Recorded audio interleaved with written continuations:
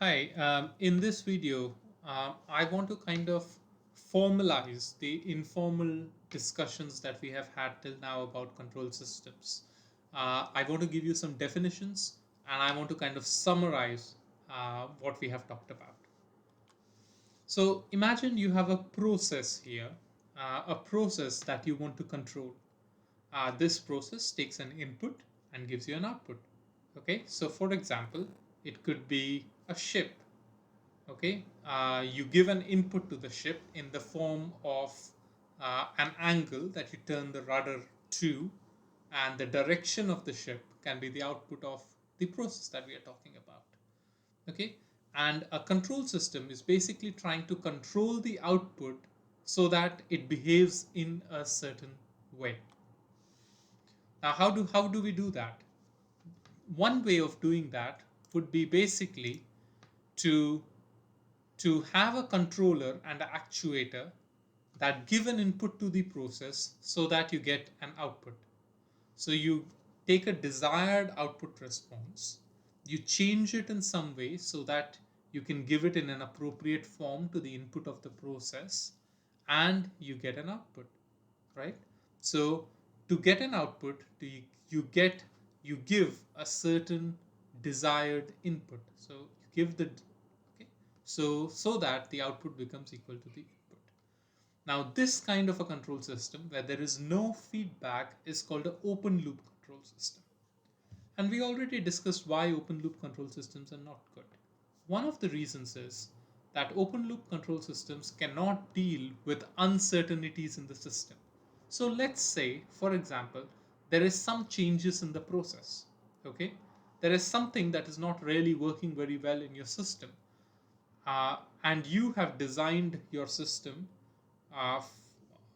as soon as your process came out of the factory. So at that time, everything was working well, and when you gave a certain input, you got a certain output. But now, because your machine is getting old, now if you give the same input as you gave before, you don't get the same output. Now, with an open loop control system, there is almost no way you can correct for that, especially on the fly. Other problem is that you can have disturbances, you can have noise in your system, and our open loop control system has no way to kind of control for those. Another problem with the loop control system is also that the environment is unknown. Now, and we looked at in the in the steering example, right? The currents or the wind condition are different, and therefore the same input does not produce the same output.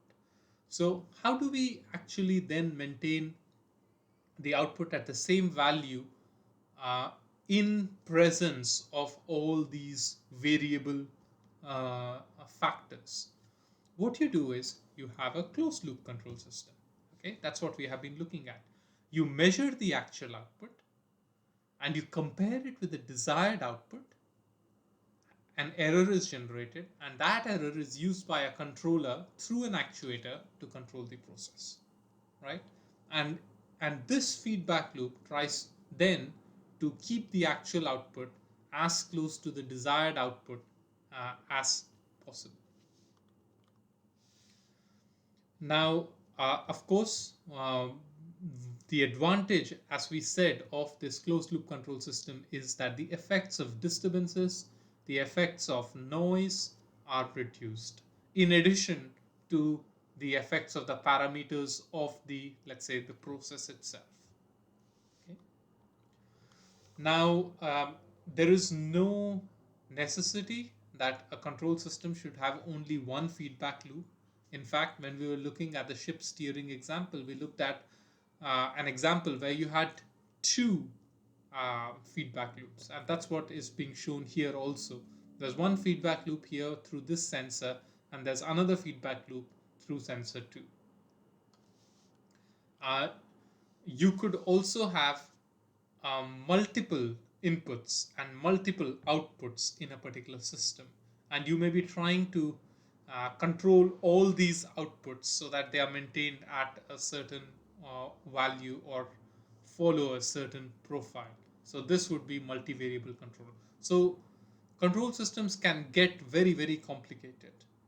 In this course, however, we'll just look at systems which have probably a single feedback loop with a single output and a single input.